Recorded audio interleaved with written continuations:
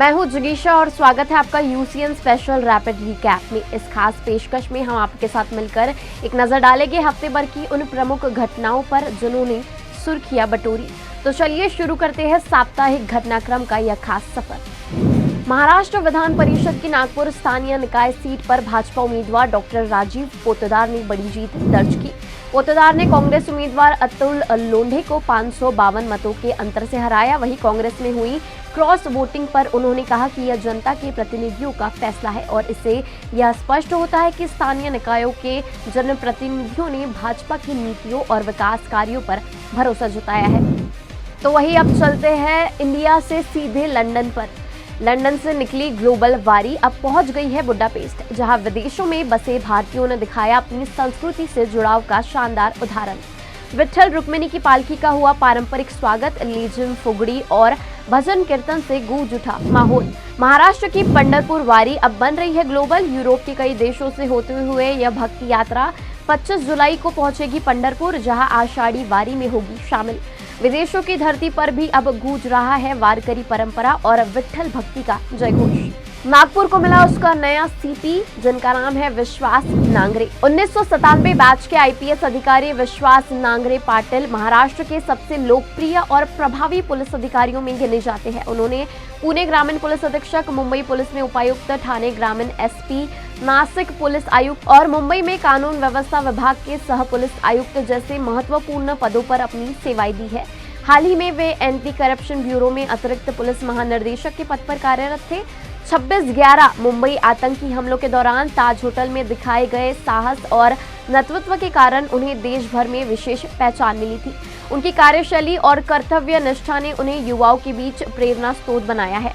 मुंबई आतंकी हमलों के समय वे दक्षिण मुंबई के डीसीपी थे। रिपोर्ट्स के अनुसार वे केवल अपनी पिस्तौल के साथ ताज होटल में घुसे और आतंकवादियों का सामना किया। 26/11 में उनके साहसिक योगदान के लिए उन्हें राष्ट्रपति पुलिस पदक से सम्मानित किया गया। नागपुर में बढ़ती साइबर अपराध की घटनाएं, नशे के कारोबार पर लगाम, ट्रैफिक प्रबंधन और संगठित अपराध के खिलाफ कार्रवाई जैसे कई बड़े चुनौतीपूर्ण मुद्दे नए पुलिस आयुक्त के सामने होंगे। राज्य की उपराजधानी होने के कारण नागपुर में वीआईपी सुरक्षा और कानून व्यवस्था बनाए रखना भी बड़ी जिम्मेदारी मानी जा रही है। वहीं नागपुर के वर्तमान पुलिस आयुक्त डॉक्टर रविंद्र कुमार सिंघल को अब एंटी करप्शन ब्यूरो में अपर पुलिस महानिदेशक की जिम्मेदारी सौंपी गई है। अब बात करते हैं नागपुर के गिट्टी खदान परिसर के स्वामी कॉलोनी में आवारा कुत्तों के आतंक की, जिसकी वजह से लोगों का जो है सरदर्द बन गया है। पीड़िता ने एक महिला पर आरोप लगाया है कि वह अपने घर के सामने बड़ी संख्या में आवारा कुत्तों को खाना खिलाती है, जिसके चलते इलाके में कुत्तों का जमावड़ा लगा रहता है। हालात इतने बिगड़ गए हैं कि मंदिर जा रही एक महिला पर कुत्तों की टोली ने हमला कर दिया और उसे कई जगह काट लिया। अब पीड़िता ने पुलिस से कार्रवाई की मांग करते हुए शिकायत दर्ज कराई है। बात करते हैं नीट परीक्षा की। हाल ही में चर्चा रही नीट परीक्षा की री एग्जाम जो है वो शांतिपूर्ण माहौल में संपन्न कराई गई। उपराजधानी नागपुर में परीक्षा के लिए कुल 30 परीक्षा केंद्र बनाए गए। सुबह से ही अभ्यर्थी अपने अपने केंद्र पर पहुंचकर परीक्षा दी।